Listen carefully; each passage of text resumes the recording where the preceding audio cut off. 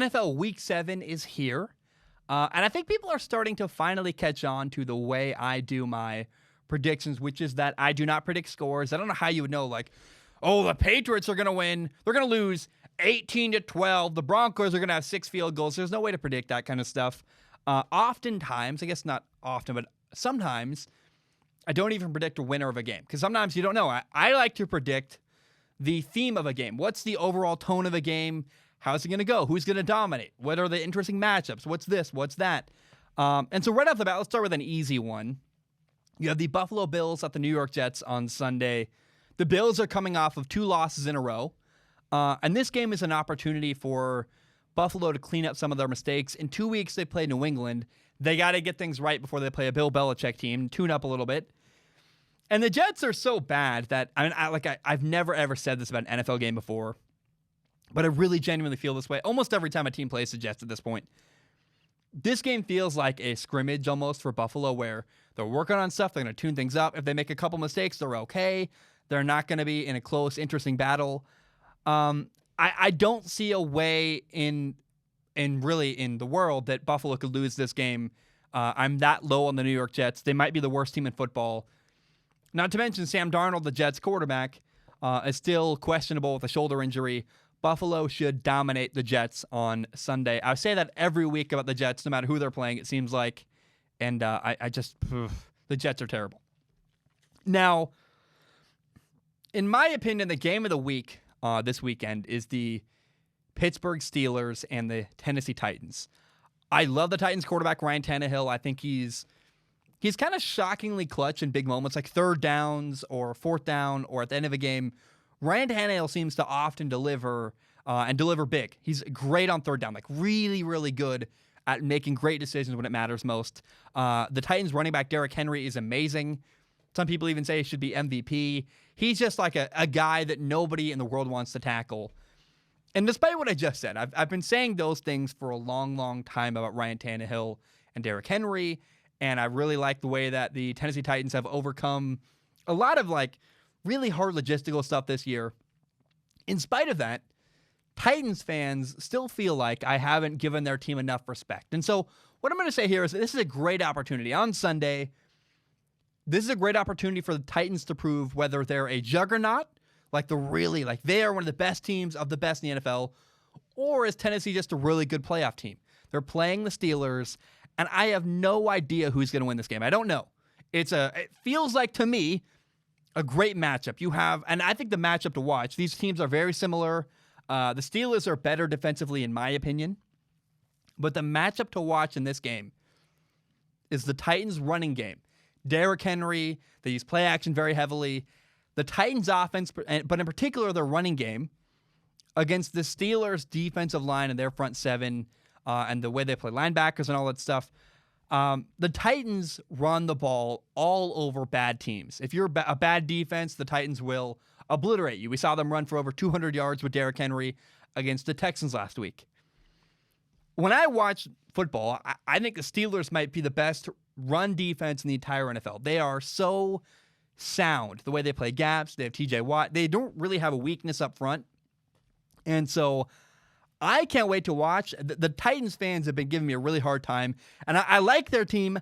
I just don't love their team. I'm not like, this is a juggernaut, one of the top 2 teams in football. If the Titans are that, and their fans keep yelling at me that they are, they're going to prove it on Sunday. But I think it's going to see a close game, and this feels like 2 playoff teams kind of running into each other full speed, and I'm excited to see who's left standing at the end of it on Sunday. This is the game to watch. I'm disappointed it's not a Sunday night football game, but Titans-Steelers on Sunday. If you're going to watch one game all weekend, this is the game you should watch. Bengals-Browns.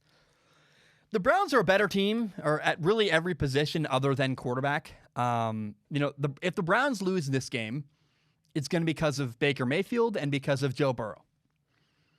Baker would have to play badly, and Joe Burrow would have to play really well and make key throws down the stretch in order for the Browns to lose this game.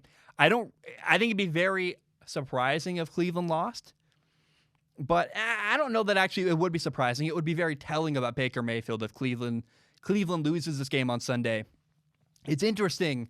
Former Browns quarterback former Browns head coach, Hugh Jackson, made a statement this week where he said that, in his opinion, the Browns were misusing Baker Mayfield. He's under center a ton. They're running the ball a bunch. They're not really having Baker Mayfield in shotgun as much as he would like. And I don't really know that you can hate Hugh Jackson. A lot of Browns fans do. I don't think Hugh Jackson is entirely wrong here. Hugh Jackson drafted Baker Mayfield. He had a plan for Baker Mayfield. And the Browns do have Baker Mayfield under center a bunch. They're running the ball a ton. They're not really relying on Baker Mayfield to throw the ball. They don't trust him, it feels like. And it's interesting because Baker Mayfield's ego is all wrapped up in this, and he wants to prove himself. He feels like he's not playing very well. So the Browns are a better team. But if the Browns don't beat the Bengals on Sunday, it'll be because of Baker Mayfield and because of Baker Mayfield's lack of clean and disciplined decision-making. So keep your eye on the Browns-Bengals. We're going to learn a lot about Baker Mayfield on Sunday. Now, the Buccaneers and the Raiders. This is John Gruden playing his former team, the Buccaneers. Really, it's funny because he got traded from the Raiders to the Buccaneers. He won a Super Bowl there. A wild, interesting story. I am curious which Buccaneers team shows up on Sunday. Because if the Buccaneers are disciplined and they avoid penalties, they should win this game. The Buccaneers are a really good football team when they're disciplined. But I also do not believe you should overlook the Raiders here. Every week, the Raiders coaching staff, starting with John Gruden, they do a great job putting their players in a position to succeed. They have really, really smart game plans. Every time I watch the Raiders, I go, wow, that was smart. That's a really good play design. That's a really good thought. I mean, the Raiders are very, very smart. Now, they don't have the talent yet to always properly execute their game plans, but their ideas are really, really good. And the quiet key to success for Tampa Bay this weekend, and really every weekend, the media gives all the attention to Tom Brady and the offense, and now Antonio Brown's coming. The quiet key to the Buccaneers is their defense. Their defense is really, really good. They got two good corners, and I'm really interested to see how Derek Carr does against this really good defense, who, again, they got some really good Charlton and Jamel something. Jamel and Charlton. I forget the first name and the last name of the other guy. I apologize. I don't remember. I remember the first name of the one guy and the last name of the other guy. I can't remember both their names fully, but I remember every time I watch the Buccaneers, I go, that's great technique. That corner made a great play. It's great play after great play after great play. The Buccaneers have really good sound corners, a good secondary. Antoine Winfield Jr., their young safety, is growing a lot, and I am telling you, the Buccaneers have a good defense. They just got to play good, clean, sound football. Now, a wild card here is whether or not Henry Ruggs, the Raiders' rookie receiver, the first receiver drafted in the NFL draft in 2020, is he going to make a big play or two? Because when he makes a big play or two down the field, it really, really helps alleviate pressure for the Raiders because defenses have to respect him vertically. It opens up running lanes. It opens up things underneath for their great tight end, Darren Waller. That's a key to success for the Raiders this weekend is can Henry Ruggs be a gigantic vertical threat against the Buccaneers? Keep your eye on the Raiders, Buccaneers. I think the Raiders are more in this game than people realize as long as Derek Carr plays one of his better games. Now, the 49ers, Patriots. First of all, the Patriots played terrible last week. It's one of the worst games I've ever seen a Bill Belichick coach team play. They were horrible against the Broncos. I do not see the Patriots following up a bad week with another bad game. Now, this should be a great matchup. I think both teams are... I love Kyle Shanahan. He's a very good coach in San Francisco. Bill Belichick's obviously the greatest coach of all time. But I smell blood in the water, meaning that, and I would call myself a Jimmy Garoppolo skeptic. Because Jimmy Garoppolo and 49er fans hate when I point this out. Is it 49ers fans or 49er fans? Is there an S or not? I have no idea. I can't believe I talk for a living. It's crazy. But what I know when I watch football, when I watch Jimmy Garoppolo play, Jimmy Garoppolo struggles when he's forced to throw the ball vertically. He's got very average to maybe below average arm talent. And I believe Bill Belichick is well aware of all that. And the Patriots defense is going to force the 49ers. If you're going to beat us, you're going to beat us throwing the ball vertically downfield. And I am not sure that the 49ers can do that. Maybe George Kittle steps up and is phenomenal and beats man coverage multiple times. I don't know. That's a wild card there. Brandon Ayuk is a very big physical receiver. But Jimmy Garoppolo, I don't have confidence he can dial up 25-yard throw after 25-yard throw vertically downfield. And I mean, last week when the 49ers beat the Rams, they were very limiting with Jimmy Garoppolo. They ran the ball a ton. They threw the ball behind the line of scrimmage a lot, running a lot of screen passes. The Patriots are not going to allow that. And I guess all of this depends on how well the Patriots defense executes. If the Patriots play anything like they did last week against Denver, everything I'm saying makes no sense. I sound like an idiot because the 49ers will dominate. But I really don't think the Patriots are going to show up with another bad performance on defense after they just did last week. I think the Patriots are going to be more buttoned up. They had more practice time. And keep your eye on how Jimmy Garoppolo throws the football in this game. 49ers fans hate that. But I think part of why they hate when I say that is because I'm pointing out something they've also noticed themselves. The Jaguars and the Chargers. I'm all in on the LA Chargers this weekend. I think they're going to win big. Justin Herbert's going to be the star of this game. And unfortunately, one of my favorite players in the NFL, Gardner Minshew, he's going to struggle. And I think when you compare the eyeball test, we're going to see Justin Herbert on one sideline, throwing the ball a ton, running around. He's a big, physical, gifted, talented athlete. And what's the weakness of Gardner Minshew is that he's not very big. He's not very physically talented. He doesn't have a very strong arm. And when you have direct comparison in the same game of Justin Herbert on one team and Gardner Minshew on the other, I think it's going to be very concerning. Now, I was actually on the sideline when College Game Day came to Pullman, Washington for Gardner Minshew versus Justin Herbert. One of the fun things I want to predict this weekend is that I guarantee they're going to show clips of when Gardner Minshew beat Justin Herbert in Pullman, Washington in that night game. I was on the sideline watching Justin Herbert. I have a picture on my Instagram of Justin Herbert like 10 feet away from me. And I guess this is really meaningless for how the game works out. I think the Chargers are going to dominate and Justin Herbert is going to look really good and it's going to make Gardner Minshew look bad. But I guarantee you they're going to show a clip or two from the time that Justin Herbert played Gardner Minshew head-to-head in college at Washington State in Pullman, Washington. So if you're watching the game, look for that. The Lions and the Falcons. Unfortunately, the Lions rookie corner Jeff Okudah is becoming a liability for the Lions defense. He is a guy that every team that plays the Lions, they attack him because they know he's the weak link on their defense. And the Falcons are known for, we got great receivers, we got a great quarterback, we launch the ball vertically. I believe the Falcons offense is going to pick on Jeff Okudah. It's going to be a long day for him. And I really am concerned because I don't know that the Lions offense is going to be able to keep up with the Falcons offense. The Falcons are going to win this game, and Jeff Okudah is going to be the focal point here. And people are going to be calling for, is it Bob Quinn, the general manager of the Lions, going to be like, why did we pick this guy, Jeff Okudah? They're already saying that. And when you watch the Falcons shred Jeff Okudah on Sunday, people in Detroit are going to be asking questions, and they're going to want answers. Why did our team draft this guy? We don't understand. We could have had other players that are really, really good, and instead we're stuck with Jeff Okudah, who's getting burned every single Sunday. How about the Cowboys and Washington? I'm really, really excited for this game. I don't normally watch a game where two teams have one win this deep into the season and go, I mean, I'll watch the game. I'll watch every game. But it's rare that I'm excited for a game. I guess the Cowboys are 2-4 and the Washington football team is 1-5. I can't wait for this game. The Cowboys need to win. They cannot afford to win. There's a lot of dissension in Dallas right now. Players are complaining. Fans are angry. And I am very, very fascinated by Washington's quarterback, Kyle Allen. I think he's interesting. He's got to play clean. That's really my question is, can Kyle Allen play a clean football game? We'll find out. I really want to see that. I'm curious if that happens.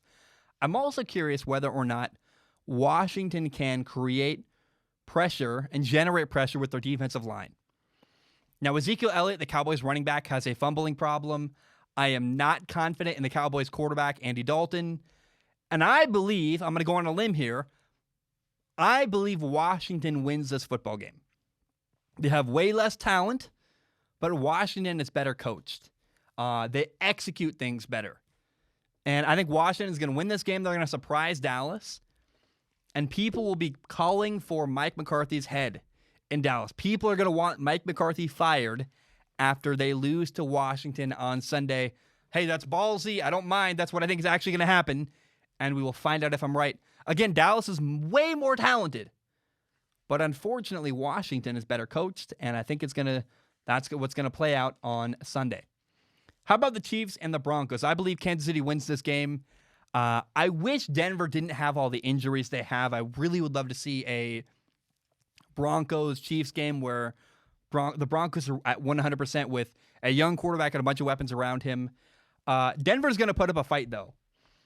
They're getting a lot of people presumably back from injury, where they're getting cornerback A.J. Boye back. They're getting tight end Noah Fant back, running back Melvin Gordon, maybe K.J. Hamler, their rookie receiver. And I'm really curious how the Broncos' young quarterback Drew Lock does. In the end, Kansas City's a better team. The Chiefs run the ball really well. They play good defense. They obviously have Patrick Mahomes. But I think in the first half, Denver makes this game interesting. And then in the second half, Kansas City is going to pull away. But keep your eye on how Denver does early on. I want to see how Drew Lock can do in this situation. I want to see Drew Lock continue to grow as a quarterback. He had 2 key mistakes at the end of the game against the Patriots last weekend. But I'm really excited to watch Drew Lock. I'm going to watch this game with eyeballs on Drew Lock. How does he do? How does he handle some of the intricate coverages that the Kansas City Chiefs are going to throw out? Remember, the Chiefs have a really good quarterback, really good defensive coordinator, Steve Spagnuolo. And I really want to see how Drew Lock can handle some of the looks the Chiefs are going to throw at him. How does he handle it? I don't know. Again, can the Broncos make this game interesting? I think Kansas City, no matter what happens, pulls away, but I'm curious whether or not. The storyline here is, can Kansas City keep it interesting, and how long can they do that, if they can at all? The Packers and the Texans, I am all in on the Packers here. They're the better team, first of all, but also the Green Bay Packers got embarrassed last Sunday by the Tampa Bay Buccaneers. They played terrible. Their quarterback, Aaron Rodgers, played horrible, made uncharacteristic mistakes. And the Green Bay Packers on Sunday are eager to kind of prove that the game last weekend does not represent who they are. They're going to say last week was a fluke or a weird phenomenon. They want redemption. Should be fun, though. Aaron Rodgers versus Deshaun Watson. The Green Bay is going to win on Sunday. They're going to beat the Texans. And I feel very, very convicted in that. Saints-Panthers, there's not a lot of interesting about this game, to my opinion. You have Teddy Bridgewater playing his former team, the Saints. It's a fun headline. Otherwise, New Orleans is a better team. I hope it's close. I hope it's interesting. I don't think it will be. I'm curious how well Drew Brees throws the ball. Remember, the Panthers literally have like 4 rookies starting on defense. So I believe the Saints are going to win pretty easily. They're going to walk away. But I'm excited to watch Teddy Bridgewater play his former team. And I'd love to see if Teddy could beat his former team or do really well against them. I'd feel very good for him. So I'd love to see Teddy Bridgewater do well. I love the Panthers. People think I don't like them. I don't know how you could possibly have that opinion, because I love Matt Rule. I love Teddy Bridgewater. I love everything the Carolina Panthers are doing. I literally gush about them every single week, and I still get messages from people saying, "Why do you hate the Carolina Panthers?" I go, "I don't." But I don't know. I think the Panthers lose on Sunday, and it's not like I hate them. It's just that the Saints are a really good football team and a lot better than Carolina is. I don't think it's very unreasonable to say that. Now, Sunday Night Football, you have the Saints and, what am I saying? You have the Arizona Cardinals and the Seattle Seahawks. I have not seen enough this year from the Cardinals that would compel me to believe they can beat a top-notch team like the Seattle Seahawks, especially not in prime time. People know I love the Cardinals. I was all in on them before the year started. I am a big Kyler Murray believer. But so far this year, Arizona's been disappointing. And they lost to the Lions. They lost to, what was it? The Panthers, I believe. There was some other game that I think it was the Panthers. The Cardinals have been disappointing this year. And Kyler Murray's made mistakes I didn't expect him to make. I thought, the Cardinals blew out the Cowboys last weekend. And my takeaway was like, yeah, the Cardinals won. But that's because the Cowboys are terrible, not because the Cardinals are very good. I don't really have a lot of confidence here that the Cardinals can beat Seattle. I believe Seattle's a way better football team in every way. And so Seattle should win the game on Sunday. And if the Cardinals can win, I'd be happy. It'd be cool. I'd also be very, very surprised. Now, on Monday Night Football, the final game we'll talk about, we have the Bears at the LA Rams in that new stadium, SoFi Stadium. I have no idea here. I don't know what's going to happen. The Rams are better coached, but I'm also not confident in Jared Goff, the Rams quarterback, against that really good Bears defense. I also hate to bet against Nick Foles because the Bears quarterback Nick Foles has a knack for always finding a way to win. He'll play ugly for 3 quarters, then turn it on in the 4th quarter when he needs to. He's kind of the definition of clutch. It's weird and confusing. The Bears are 5-1. The Rams are 4-2. I just have no idea what's going to happen here. And that's why these kind of games are really fun. These are my favorite football games to watch for example, the Bills and the Jets. It's not interesting. The Bills are going to kick the crap out of the Jets. Or the Saints and the Panthers. I don't know how. I don't see a world where the Panthers beat the Saints on Sunday. Now, every once in a while you have an upset where like a team like the Broncos will beat the Patriots. This is one of those games where I just have no idea, and that's really fun. And I don't know who's going to win.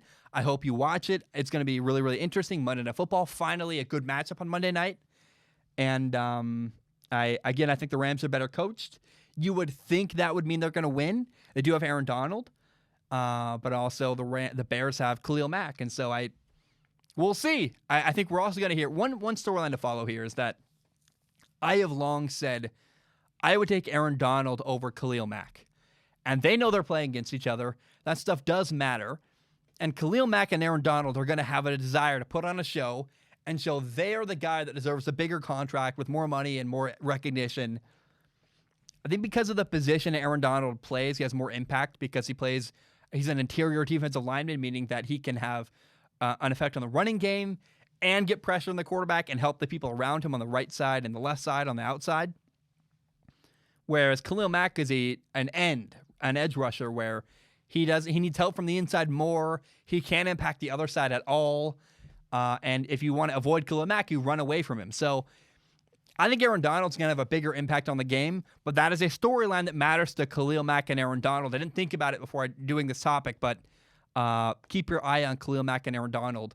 They're going to be highlighted throughout the game, and I really have no idea who's going to win.